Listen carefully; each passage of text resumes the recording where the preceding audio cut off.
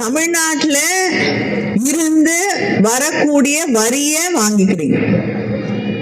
ஜிஎஸ்டின்னு சொல்லி தமிழ்நாட்டுடைய வரி மொத்தத்தையும் எந்த மாநில அரசாங்கமும் வரி போட முடிவதில்லை.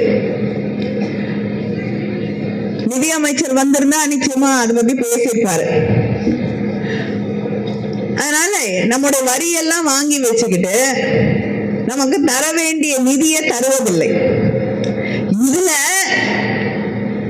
நீ 3 மொழியை படிச்சாதான் உங்க பிள்ளைகளுக்கு கல்விக்காக தரக்கூடிய பணத்தை 2000 கோடிக்கு மேல தர வேண்டிய பணத்தை SSA ஸ்கீம்ல கொடுக்க வேண்டிய பணத்தை நான் கொடுப்பேன் அப்படின்னு மத்திய ஒன்றிய அரசாங்கம் பிடித்து வைத்துக் கொண்டு இன்று 3 மொழிகளை படியுங்கள் படியுங்கள் படியுங்கள் என்று ஹிந்தியை திணித்துக் கொண்டிருக்கிறார்கள்.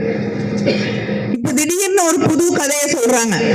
3 மொழி படிங்கன்னு சொல்றோம், ஹிந்தி படிங்க நாங்க சொல்லவே இல்லையே. 3 மொழினா நீ எதை வேணாலும் படி அப்படின்னு தானே சொல்றோம்.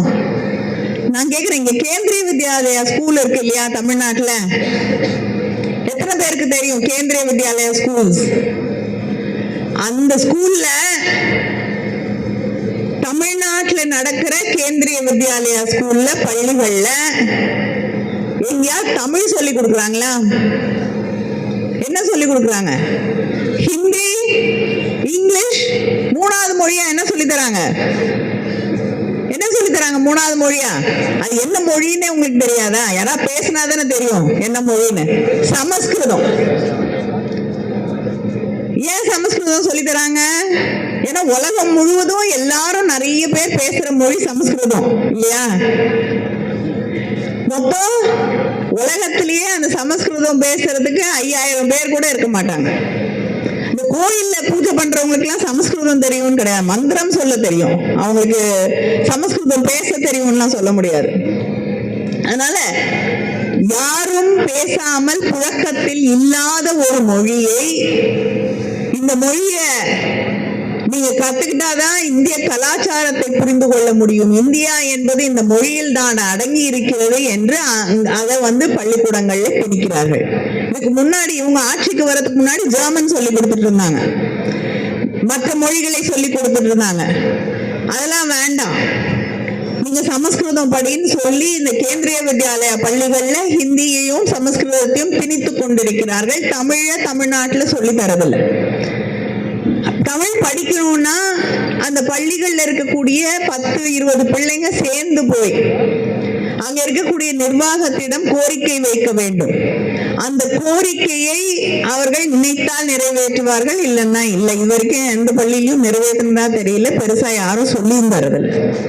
இப்படிப்பட்டவர்களை நம்பி நீ எந்த மொழி வேணாலும் நீ படின்னு விட்டுருவீங்கன்னு நாங்க நம்பி 3 மொழி கொள்கையை ஏற்றுக்கொண்டால் இங்கே நீங்கள் எந்த மொழியை கொண்டு வந்து திணிப்பீர்கள் என்பது தெரியாமலா எங்களுடைய முதலமைச்சர் இதை எதிர்க்கிறார்.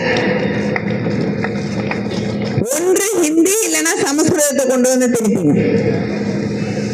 இங்கே ஆங்கிலம் படித்துக் கொண்டிருக்கக்கூடிய எங்க பிள்ளைகளுடைய நிலைமை என்ன ஆகும்? இன்று உலகம் முழுவதும் இங்கே இருக்கக்கூடிய பிள்ளைகள் எங்க நினைச்சாலும் போய் வேலை தேடிக்கிட்டு போக முடியும்.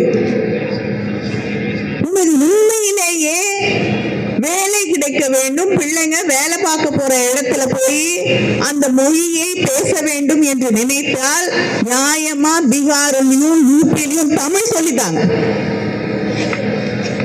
எத்தனை பேர் இங்க வேலை செய்யறாங்க?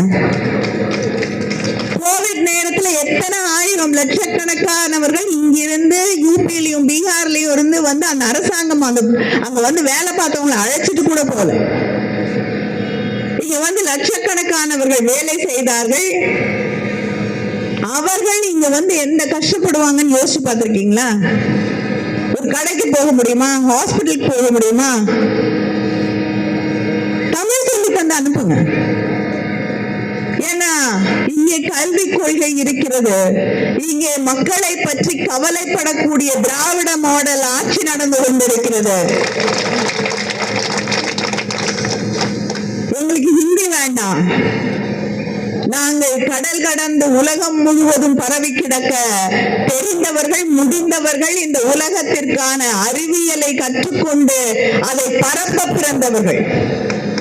இது தந்தை பெரியாரின் மண், பேரறிஞர் அண்ணாவின் மண், தலைவர் கலைஞரின் மண்.